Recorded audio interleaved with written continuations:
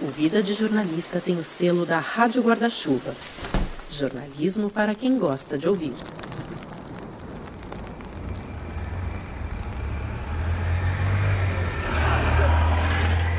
Oi, quem me conhece um pouquinho sabe que eu não sou muito de acordar cedo. Eu costumo trabalhar de madrugada, então eu vou dormir muito tarde, tipo 3, 4, 5 da manhã, aí eu acabo acordando tarde, né?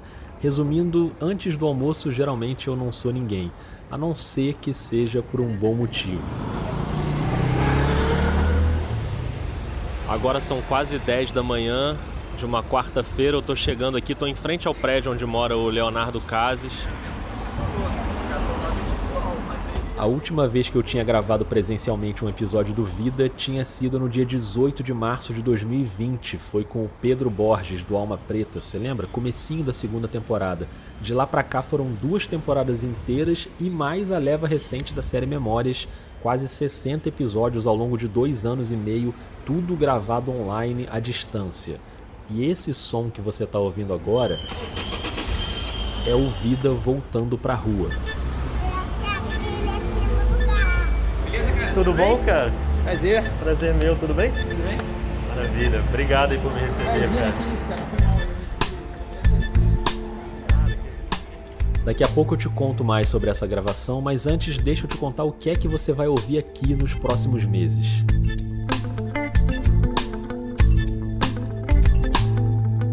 Eu sou o Rodrigo Alves, a música que você está ouvindo é do Gabriel Falcão e essa é a série Eleições, uma produção original do Vida de Jornalista. Em 7 capítulos você vai conhecer os bastidores da cobertura da campanha eleitoral de 2022 e nesse momento não tem nada mais importante que isso no jornalismo brasileiro. Para abrir os trabalhos, hoje o nosso tema é checagem de fatos e desinformação.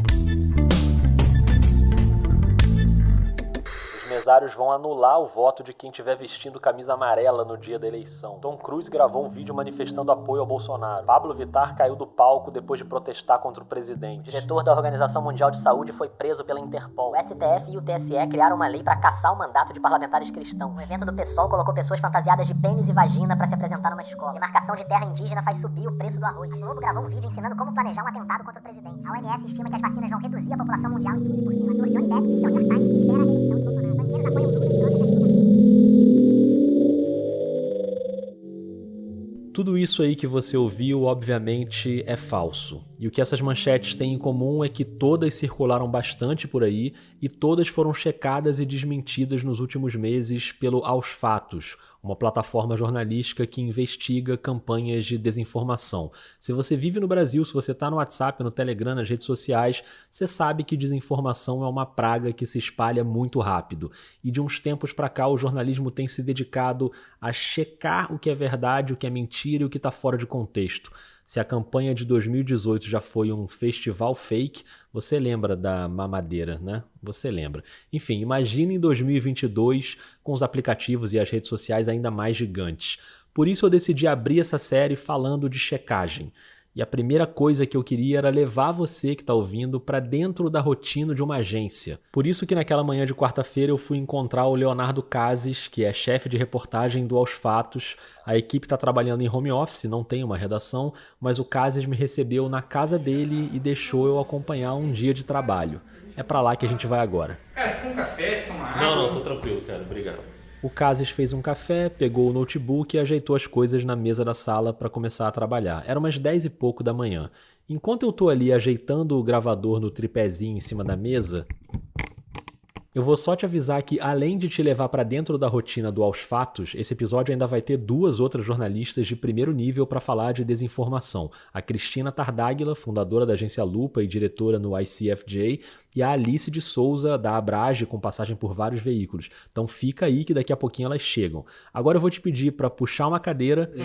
Esse som nem pareceu muito com puxar a cadeira, né? Mas é um som real, de quando eu puxei a cadeira ali na sala do Cases. Então puxa a cadeira para ficar aqui com a gente. A casa nem é minha, eu tô te convidando, né? Meio falta de educação, mas enfim. Agora a gente vai saber na prática como é o trabalho numa plataforma de checagem. Então começa a contar aí como é que... Rodrigo, assim, meu dia em geral ele começa, né? A gente começa como todo jornalista começa o dia de trabalho, né? A gente abre os jornais, vai ver os jornais do dia, porque você pode ter certeza que o que vai aparecer de desinformação está diretamente ligado ao que está acontecendo no país, assim, as coisas andam sempre juntas. Então, assim, em geral, chega um mundo aqui, minha estrutura, né, no home office, que é basicamente, né, abre o computador, pega um café, senta na mesa e começa a dar uma olhada. Aí eu sempre, em geral, na verdade, quando eu acordo, eu já dou uma primeira olhada, mas assim, aí agora é mais uma segunda olhada, ver se por acaso teve alguma coisa que passou batida. Bom, a essa altura o Cassi já tinha recebido um relatório, uma ronda do repórter que entra às 9 da manhã. Eu também vou fazer essa ronda agora, mas ele faz uma ronda assim, ele vai ali na minúcia de levantar todas as peças de informação principais que estão circulando, ele também dá uma olhada na concorrência, nas outras agências, do que as agências fizeram também, e aí ele manda aí um balanção do que está acontecendo. Quando eu entro, eu faço essa ronda também, e aí a gente vai para as nossas ferramentas de monitoramento, assim. E essa parte das ferramentas é importante porque talvez você esteja aí se perguntando, beleza, fez a ronda, mas como é que eles sabem quais são as peças de desinformação que estão circulando, quais estão sendo mais relevantes nas redes sociais, no WhatsApp, o alcance de cada uma? Então é importante fazer algumas parcerias e ter acesso a esses dados. O Aos Fatos é um checador parceiro, faz parte do programa de checagem da Meta, né?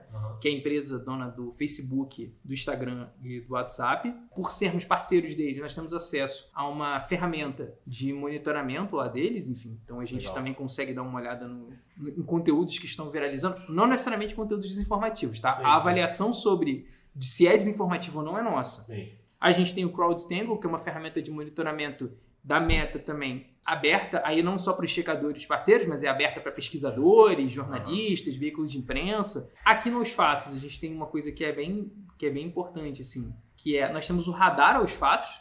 Então, o Radar aos Fatos é uma ferramenta nossa, desenvolvida pela equipe do Aos Fatos, e que ele acompanha não só Facebook, Instagram, mas ele também acompanha Twitter, YouTube, ele monitora determinado número de grupos do WhatsApp e também sites na internet.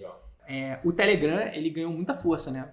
Assim, no Brasil, assim, a gente está observando, e aí a gente está agora com uma ferramenta ainda beta, assim, uma ferramenta interna para monitorar grupos do Telegram. Essa ronda, então, vai apontando possíveis checagens que ficam divididas em duas categorias. A checagem de declarações, políticos, autoridades. Teremos voto impresso no ano que vem.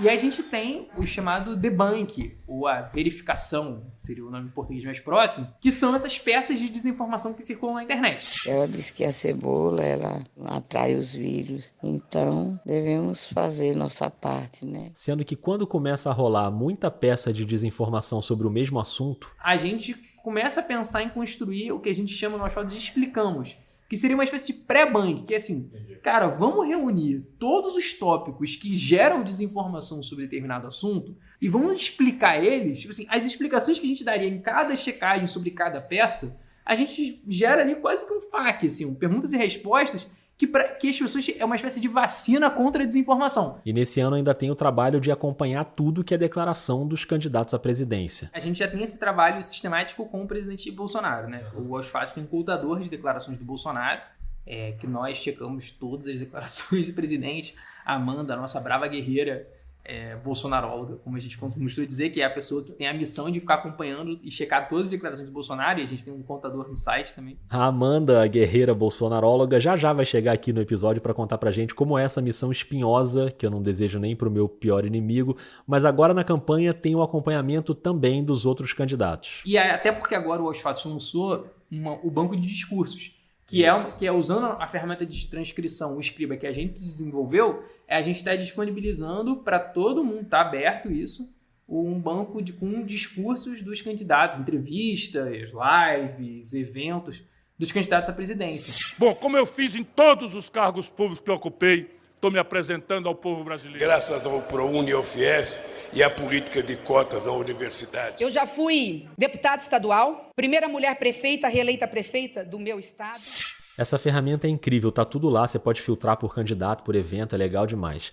Bom, o Cassis me deu todas essas explicações, mas já eram quase 11 horas da manhã e ele ainda não tinha parado para trabalhar de fato, né? E além daquele repórter que entrou às 9, outros 2 entram às 11. Que é o horário da nossa reunião, hoje eu vou atrasar um pouquinho.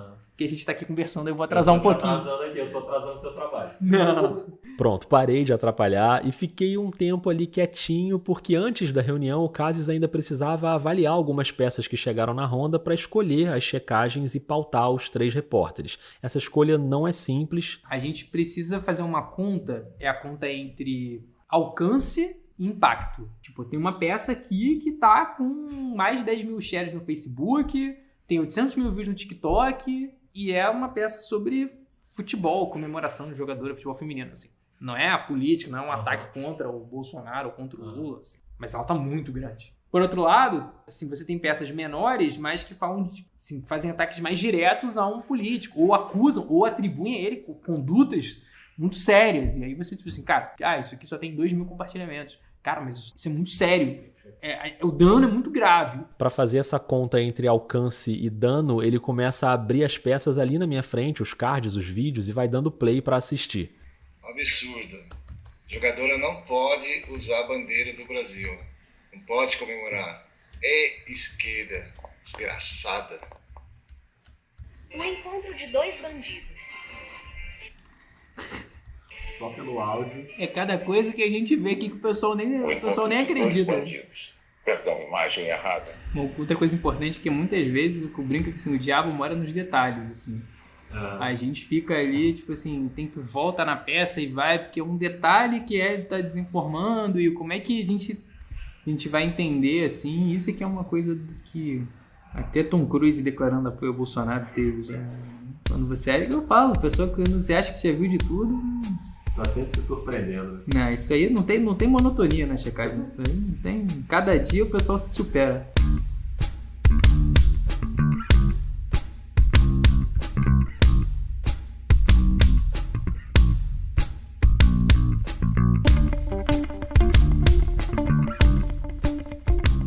Nesse momento rolou a reunião da equipe com os repórteres e os editores, uma reunião online, cada um na sua casa. Aí eu parei de gravar para eles poderem ficar à vontade ali na reunião, mas fiquei vendo e rolou muita conversa, por exemplo, para saber como classificar algumas checagens que tinham sido feitas. A gente tem hoje nos fatos 3 classificações. A gente tinha mais, a gente decidiu reduzir.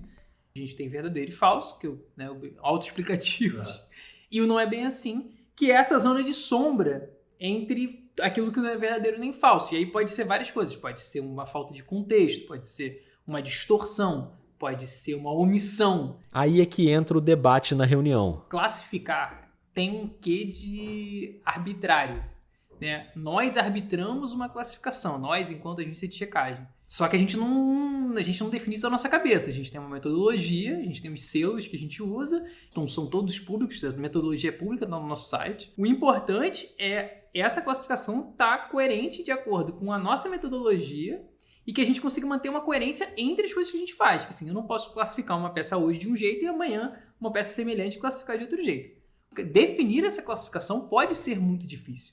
A linha é muito tênue. Então, onde está o elemento desinformativo principal dessa checagem? E aí a gente fica muitas vezes, né, se acompanhou a reunião, estressando a peça, estressando o nosso trabalho. Mas a gente consegue dizer que é falso? Não, é que falso não é, porque assim, a cena aconteceu. E as decisões vão sendo tomadas. Por exemplo, Tom Cruise gravou o vídeo apoiando o Bolsonaro. Foi uma checagem feita pelo Marcos Faustino e ganhou o selo de falso. O vídeo mostrava o ator numa feira de aviação fazendo uma saudação ao Brasil, não ao presidente. A história que você ouviu ainda há pouco da jogadora de futebol que não pôde usar a bandeira do Brasil no pódio da Copa América, aí ganhou o selo não é bem assim, porque ela de fato não pôde usar a bandeira, mas não por uma determinação da esquerda, como dizia o cara lá do vídeo. A repórter Priscila Pacheco apurou com a confederação, com a Conmebol, que isso está no regulamento, os atletas não podem usar símbolos nacionais no pódio. E essa apuração dos repórteres começa logo depois da reunião. Eles vão apurar, escrever, entrevistar, fazer tudo o que for preciso. Aí eles fecham uma primeira versão do texto, eles mandam para mim, aí eu dou uma primeira lida só para ver se tá aquilo que foi combinado na reunião tá entregue, eu não meto a mão no texto propriamente, e aí eu libero para os editores. Aí os editores vão fazer a edição minuciosa ali do texto, da peça, ver se está batendo, se a gente está desmentindo realmente. E aí a gente fica nesse que, na verdade, é um fluxo, assim, e o tempo pode demorar, porque às vezes tem checagem que a gente faz em 2 horas, 4 horas, 5 horas, 2 dias. Depende da complexidade do tema, né? Esse material checado vai para o site, vai para as redes sociais e ainda tem o sistema de inteligência artificial, que é a Fátima. Oi, tudo bem? Eu sou a Fátima, a robô checadora do Aos Fatos. Eu existo para que você aprenda a procurar informações confiáveis e pare de espalhar desinformação por aí sem querer. Talvez você já me conheça do Facebook Messenger e do Twitter, mas agora tem uma novidade. Você pode falar comigo também pelo WhatsApp. Essa é boa para indicar para o povo da família. Dá para mandar pedidos de checagem quando rolar alguma dúvida. E se essa checagem já tiver sido feita, ela responde automaticamente. Ela reconhece imagem, enfim. É só se cadastrar lá em aosfatos.org/Fátima. Carlos, obrigado, cara. Obrigado demais por ter me recebido aqui. Pô, foi muito esclarecedor e parabéns aí pelo trabalho de vocês. Pô, cara, eu que agradeço. Foi ótimo, assim, poder dividir um pouco com você e com o pessoal que vai ouvir a gente, assim, um pouco como é que é, digamos assim, esses bastidores do nosso trabalho, assim. É muita relação, assim, o pessoal. Eu brinco assim, a gente assiste muita coisa que as pessoas preferiam não assistir, mas faz parte do nosso trabalho, assim, pra gente conseguir ajudar as pessoas a navegarem nesse mundo louco da internet.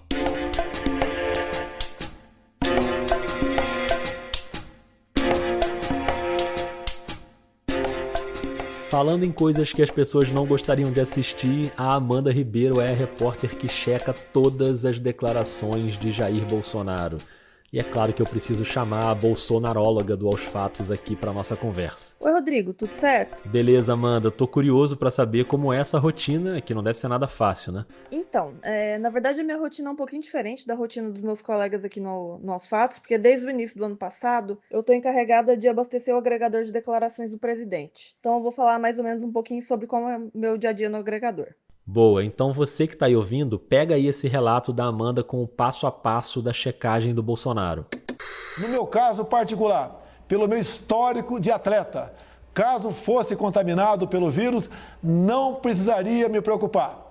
Nada sentiria ou seria, quando muito, acometido de uma gripezinha. Relatórios oficiais do governo do Reino Unido sugerem que os totalmente vacinados estão desenvolvendo a síndrome de imunodeficiência adquirida muito mais rápido que o previsto. Então começa a aparecer aqui os efeitos colaterais das máscaras. Está sendo embolia, está sendo investigado, parece que é efeito colateral da vacina, parece. Vamos aguardar, né? Se você virar um jacaré, é problema de você, pô. Primeiro de tudo, logo que eu entro no trabalho, eu checo a agenda do presidente para saber se ele vai participar de algum evento relevante no dia e que vale acompanhar ao vivo. Daí depois eu parto para a ronda do dia anterior. Primeiro eu checo todas as redes dele, Twitter, Facebook, Getter, TikTok, Quai, até o Flickr. Tá vendo? Você aí achando que a vida tá difícil e a Amanda checando até o Flickr do presidente. Nem sabia que essa rede ainda existia. Depois eu assisto os vídeos dos eventos que rolaram no dia anterior e eu não consegui acompanhar. E daí, por último, eu assisto os vídeos gravados por apoiadores que mostram ele no cercadinho. Eu sigo alguns canais, né? Tipo, eu acompanho alguns canais e eles publicam recorrentemente esses vídeos do cercadinho e daí eu uso pra acompanhar o presidente. Vamos erguer a mão, presidente. O que eu pude fazer, o que eu posso, estou fazendo. Agora não posso fazer loucura. Se é direito, ganha na justiça. Não é comigo. Com todo respeito a você. Com todo respeito a você. Pai, no nome de Jesus. Para um pouquinho só. Eu peço que não venha aqui, pessoal, reivindicar coisas pessoais, que daí eu vou acabar não parando mais aqui. Só isso, mano. Aí, depois de decupar tudo, que geralmente consome metade do dia, mais ou menos, eu começo a checar as declarações que eu decupei. A gente tem uma tabela com todas as declarações, elas estão separadas assim mês a mês. E como o presidente se repete muito, geralmente eu começo a abastecer no sistema com as declarações que a gente já tem checadas. Aí, enfim, depois que eu faço tudo isso, é hora de fazer as novas. E aí é aquele procedimento de apuração de sempre. Eu checo em bases oficiais, eu consulto especialistas, eu vejo matérias que foram publicadas por outros veículos de imprensa, faço pedidos de informação e geralmente eu separo um dia na semana para fazer alguns pedidos de LAI também, quando eu não tenho retorno de ministério ou quando eu sei que há algum dado, alguma informação que eu preciso que é mais extensa, mais complicada, eu faço um pedido de LAI. LAI é a Lei de Acesso à Informação, né, que garante o acesso a informações produzidas ou armazenadas por órgãos públicos. Então eu vou dar um exemplo, só para ficar mais claro como é que é o procedimento para checar. O presidente tem repetido muito que a Petrobras acumulou uma dívida de 900 bilhões de reais entre 2003 e 2015, que foram os governos do PT. E somente na Petrobras, o endividamento dessa empresa, comandada pelo PT, chegou na casa dos 900 bilhões de reais. Então, para checar, o que eu faço? Primeiro eu fui no site da Petrobras para procurar informação sobre o endividamento bruto. Daí em cada um dos anos, de 2013 a 2015. Depois que eu organizei todos esses dados, eu joguei cada um dos valores da calculadora de inflação do Banco Central para corrigir pelo IPCA, que é o índice mais comum de inflação e que é o que a gente usa como padrão aqui no Aos Fatos. Só depois que os números foram todos corrigidos pelo dado mais recente de inflação é que daí eu consegui calcular certinho qual foi o endividamento nesse período, que foi de 505 bilhões. Como o número é bem distante do que foi citado pelo presidente, porque ele disse que eram 900 bilhões, a gente classificou a declaração como falsa. Perfeito, Amanda. Obrigado por dividir esses bastidores aqui com a gente.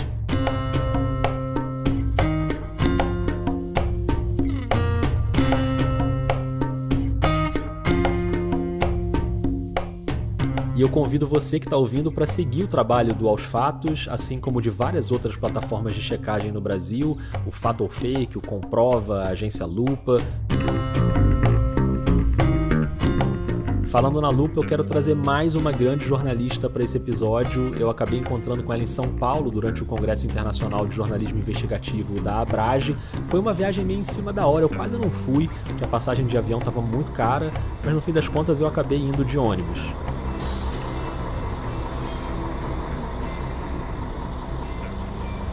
Agora são 2h36, a gente está aqui no meio do caminho entre Rio e São Paulo. O ônibus fez aquela parada, né, para fazer um lanche, esticar a perna, beber uma água no banheiro. Já estou voltando aqui para dentro do ônibus, daqui umas 3 horinhas a gente está em São Paulo.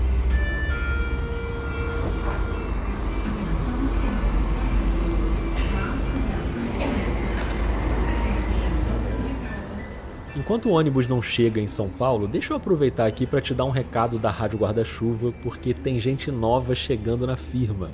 O Diversifica, apresentado pela Luana Ibelli, e o Ciência Suja, que está entrando na 2ª temporada. Agora eles são parceiros do Vida na Guarda-Chuva, e hoje eu vou chamar o Theo do Ciência Suja para dar um alô aqui pra gente. Oi, Theo. Oi, gente. Meu nome é Theo Ruprest e que alegria estar nesse podcast incrível que é o Vida de Jornalista para falar do Ciência Suja. Bom, a cada episódio do Ciência Suja, a gente traz casos em que a ciência foi deturpada ou mal usada e que geraram grandes impactos para a sociedade. A gente já falou de eugenia, movimento antivacina, indústria do cigarro e a nossa 2ª temporada está no ar com episódios quinzenais às quintas. Então, depois de ouvir o Vida, já segue a gente no seu tocador e experimenta mais esse podcast jornalístico com essa pegada de ciência e crime. Até!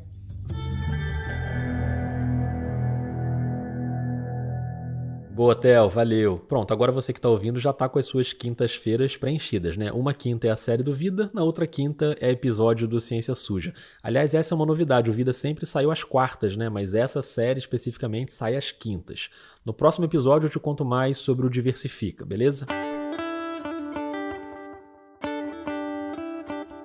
E falando em Rádio Guarda-Chuva, é claro que eu aproveitei a viagem a São Paulo para encontrar pessoalmente o povo, né? Gabriela Maier, Juliana Dantas, Renan Suquevicius, Tomás Chiaverini. O Tomás fez um pão caseiro pra gente que, olha, me arrependi de não ter trazido um pedaço num potinho. Mas deixa pra lá, não é sobre essa parte da viagem a São Paulo que eu preciso falar agora, é sobre o encontro que eu tive no Congresso da Abrage, um dos vários encontros muito legais. Aliás, no canal do Vida, no YouTube, eu gravei um vídeo de meia horinha contando os bastidores. Dá um play lá, deixa um comentário.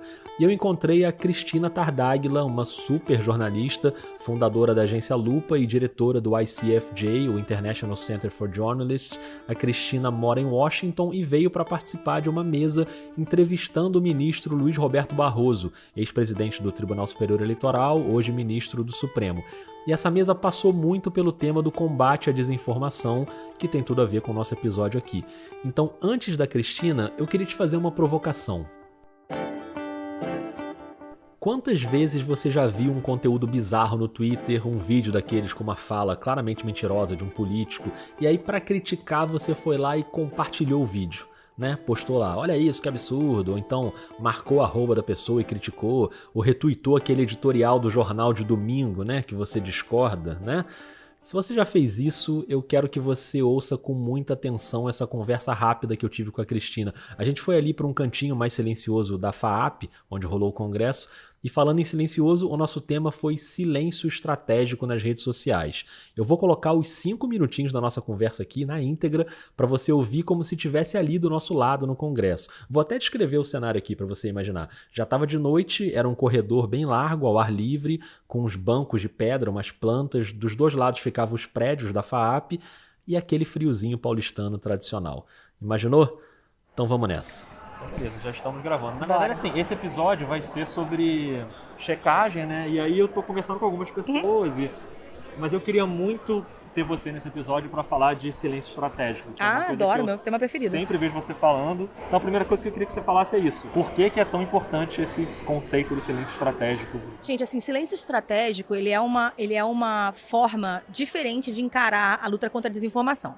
A gente tem que entender que a gente já convive com a desinformação eu diria, pelo menos comigo, há uma década, e ela vai mutando. E a gente já chegou num ponto, que não é exclusividade do Brasil, em que os desinformadores eles fazem armadilhas para que a imprensa caia, cubra, e aquilo vire uma notícia, e que aquela pessoa vire uma referência, e que aquele tema entre na pauta. Então, o silêncio estratégico ele é uma proposta, sobretudo para a imprensa, sobretudo para os jornalistas, mas também para o cidadão comum, de refletir sobre a intenção de quem fez aquela postagem, publicou aquele vídeo e alterou aquela foto, né? Será que por trás daquilo não está justamente a vontade de virar notícia, de aparecer, de ganhar voto?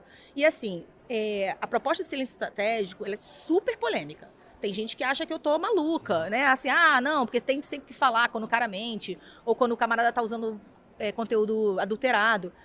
Eu acho que é uma construção ainda, é um conceito ainda em construção, que a gente precisa evitar as armadilhas que estão deixando pra gente no caminho. E há algumas técnicas para fazer isso, né? O silêncio estratégico tem algumas estratégias. Pois é, você sempre fala isso, de dar essas dicas pontuais de não retweetar, não citar arroba, ou fazer o print e tal. Quais são as principais que você acha, assim, para quem tá ouvindo o podcast, que você acha que vale a pena a gente prestar atenção aí nesse segundo? Depende um pouco da rede que a gente tá falando. Assim, eu diria assim, no WhatsApp pra mim não tenho certeza, mas passei. Vê aí se é verdade, né? Você imagina que eu, como checadora, recebo da minha família inteira. Isso aqui é verdade? E eu falo, poxa, você podia ter me economizado, eu li essa besteira, né? A primeira coisa, então, no WhatsApp realmente, não encaminha se você tem a dúvida. Porque se você tem a dúvida, você vai só amplificar a dúvida. Já no Twitter, que é a minha rede favorita de uso e de informação, eu acho que a gente tem alguns hábitos que são muito equivocados, né? A gente retweetar a partir da conta do desinformador. Então, dizendo, olha que falso aqui, com o dedinho para baixo ainda, né? E aí a gente está jogando leitor para aquela conta. A gente também, às vezes a gente não faz isso. A gente fala, olha, o arroba fulaninho diz que 2 mais 2 é igual a 5. Só que você botou o arroba fulaninho e quem acha que 2 mais 2 é igual a 5 descobriu o fulaninho. Então, na verdade, você tornou o fulano uma pessoa relevante e popular sobre aquele assunto, né? Depois você tem, olha a foto adulterada. Você manda a foto adulterada sem nenhuma marcação em cima. E a gente vê, por exemplo, isso afeta muito o Google Images hoje em dia. Você procura uma imagem no Google e você tende a achar a falsa primeiro. Porque tanta gente compartilha o falso para repudiar o falso. Então tem que ter uma certa inteligência, inclusive na detecção e na crítica ao conteúdo desinformativo. Olha aquele vídeo, olha esse vídeo, que absurdo essa coisa mentirosa, e retuita o vídeo, manda o vídeo inteiro. Exato, manda o vídeo inteiro sem nenhuma marcação no vídeo, né? Então assim, você tá simplesmente, o seu comentário, ele só está na sua postagem, mas o vídeo ele tá livre. Então, qualquer pessoa que discordar da sua opinião, ela vai pegar aquele vídeo e vai continuar amplificando a desinformação. Então, é um misto de inteligência e um misto de técnica que se soma ao fact-checking, né? Que é o oposto, que a mentira já circulou, a gente desdiz. É evitar que ela cresça. Cris, obrigado demais, adorei. Que bom. É uma honra ter você no podcast. Que ótimo, foi um prazer, Rodrigo.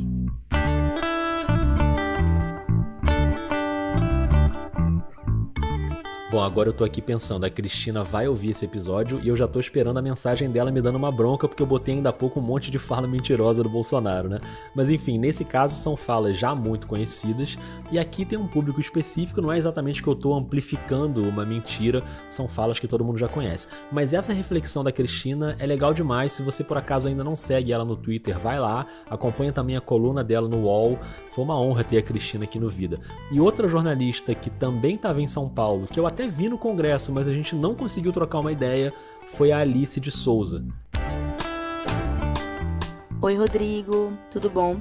Espero que esteja tudo bem com você e também com quem está nos ouvindo hoje. Tudo ótimo, Alice. Eu sou muito fã da Alice e, bom, se eu for listar aqui tudo de legal que ela já fez, o episódio acaba, né? Mas ela é jornalista pesquisadora na Abrage, repórter freela, já publicou em vários lugares, na Lupa, no UOL, no Estadão, na Revista Asmi, na Agência Pública, em vários veículos pela América Latina, e ela é mestre em indústrias criativas e já estudou desinformação nas eleições brasileiras, trabalhou com checagem em projetos como o Comprova e o Confere Aí.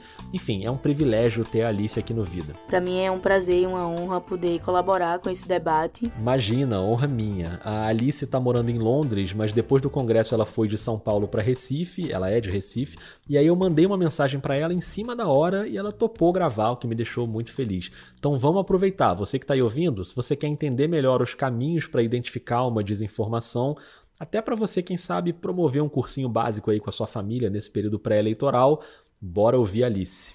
Pra gente que é jornalista, é muito importante que as pessoas se apropriem das estratégias, do conceito e das ferramentas para lidar com a desinformação, porque eu acho que esse é um trabalho de todos nós, né?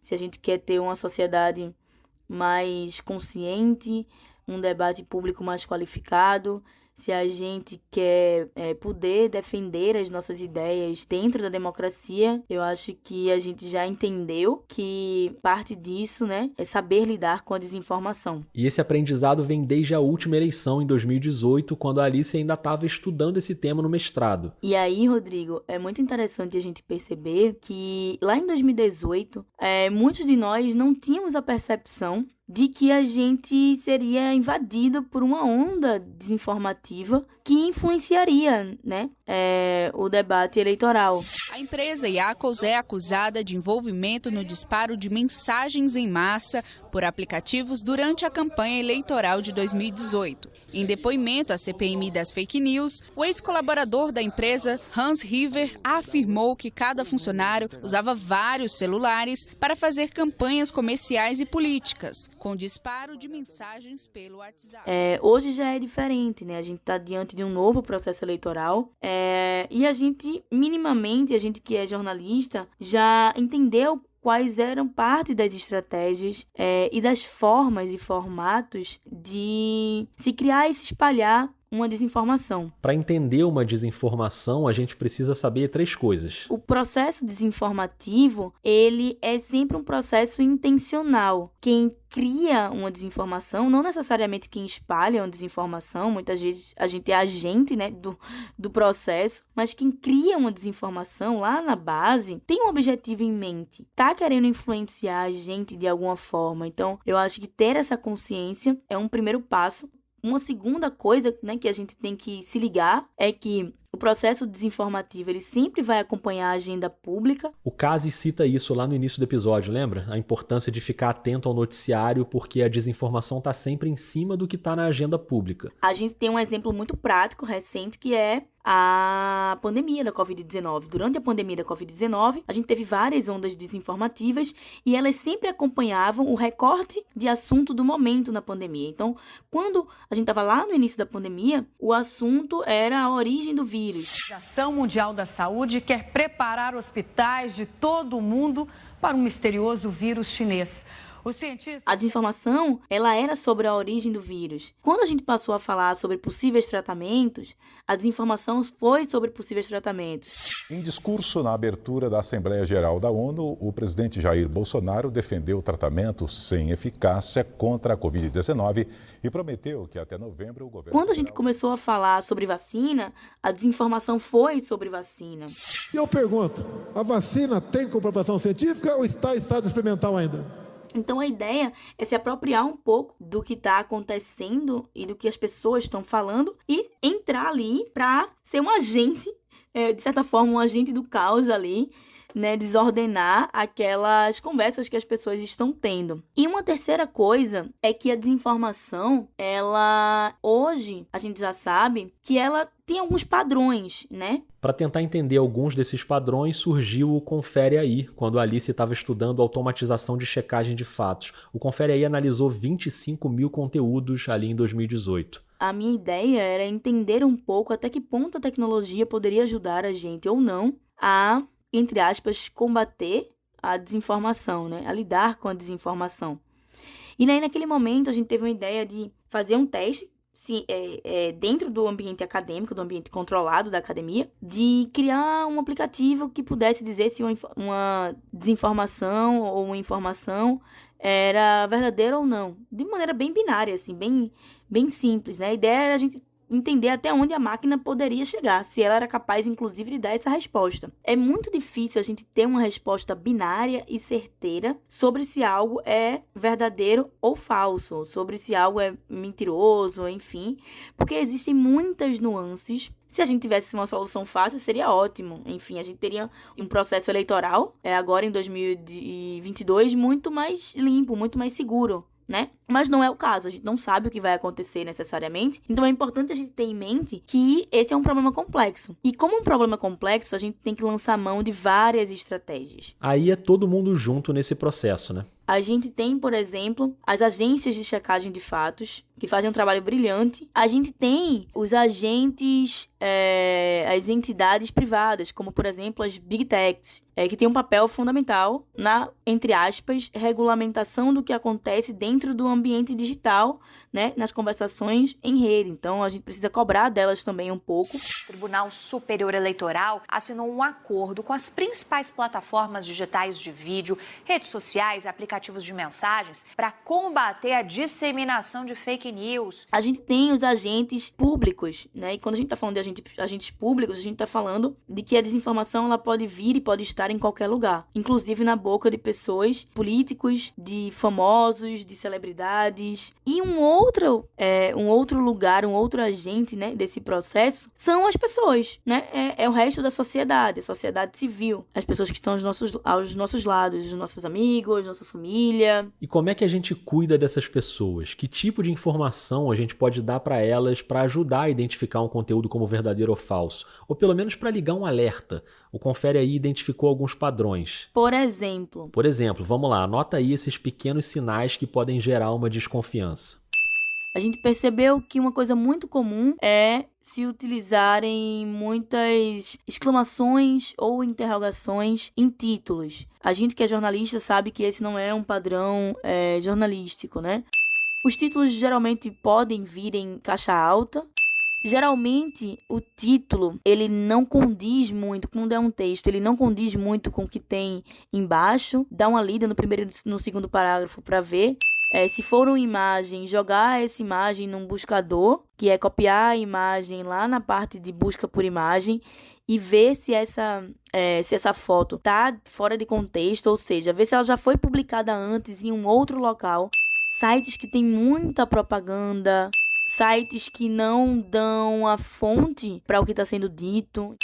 Saber diferenciar um texto que é opinião de um texto que não é opinião.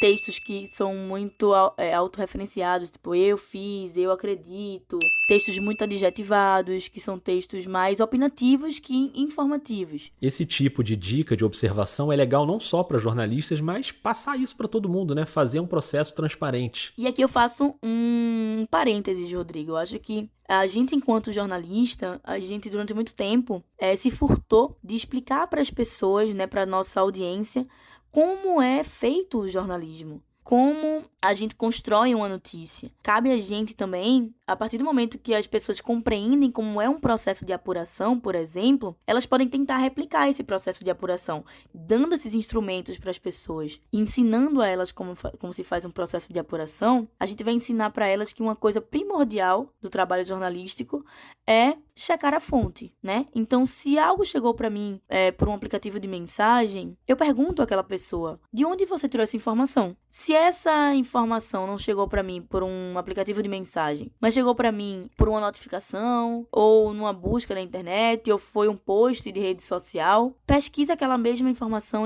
num buscador e vê se aquilo foi replicado em outros lugares. É muito difícil que algo que seja muito maravilhoso, que seja uma grande informação, um grande furo jornalístico, esteja em apenas um site. Então, eu acho que as pessoas têm que ter essa consciência também, mas a gente precisa instrumentalizá-las. Ou seja, se dizem que hoje todo mundo é jornalista, todo mundo produz conteúdo, então bora ensinar para as pessoas um pouquinho de como é que é ser jornalista, né? Mostrar um pouquinho como é que se produz conteúdo, principalmente agora, porque os próximos meses não vão ser fáceis. Eu acredito que o mais importante nesse momento é a gente ter essa consciência de que a gente vai enfrentar um novo processo eleitoral, vai lidar novamente com um processo eleitoral que vai ser permeado por desinformação. Então a gente também tem que entender que cada um pode fazer a sua parte e contribuir para que a gente tenha um processo eleitoral mais limpo, mais seguro para nós, né? Perfeito, Alice. O jornalismo segue aí no combate.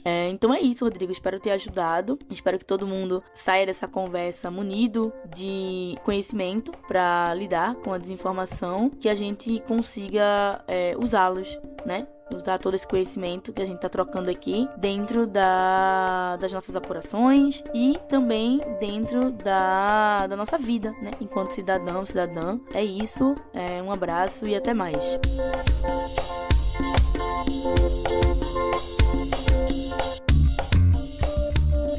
Obrigado demais, Alice. Foi ótimo ter você aqui no Vida. Obrigado ao Leonardo Cases por ter me recebido na casa dele, a Amanda Ribeiro, que dividiu os métodos dela com a gente, o Alexandre Aragão também, do Aos Fatos, que ajudou a fazer essa ponte, a Cristina Tardáguila, que foi uma querida, e claro, você, que está por aqui sempre. Eu te convido a buscar mais conteúdos sobre esse tema da desinformação e da checagem. Isso vai ser fundamental nos próximos meses, não só para os jornalistas, mas para todo mundo. Então, por exemplo, procura aí o Sentinela Eleitoral, um projeto que a agência pública acaba de lançar para investigar redes de manipulação do debate público. A Natália Viana, da Pública, tem feito uma newsletter muito boa também, que passa por esse assunto, chamada Democracia em Cheque. Aqui na série a gente ainda vai voltar a esse tema em outros episódios, e você que é jornalista, cuidado para não escorregar nessas armadilhas, para não reproduzir informação falsa sem querer. Tenta fazer um trabalho educativo com quem está perto de você, com o grupo do Zap da sua família. Eu sei que é chato, eu sei que é uma luta inglória, mas essa luta não é só das agências de checagem, é de todo mundo. Combinado?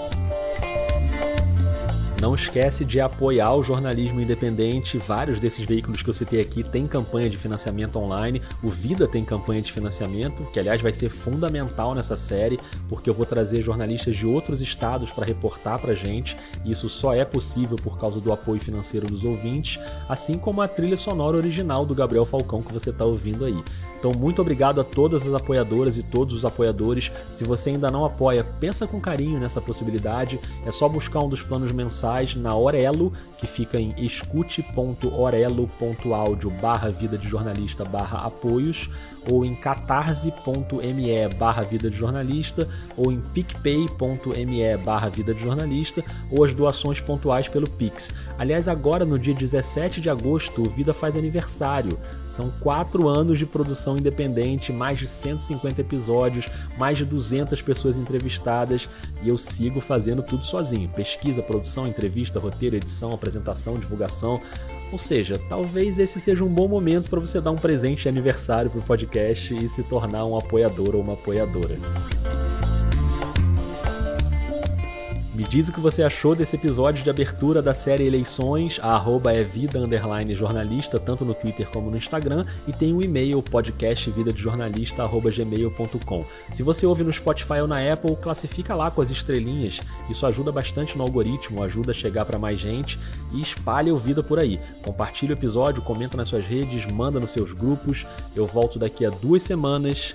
Um beijo, um abraço e até lá.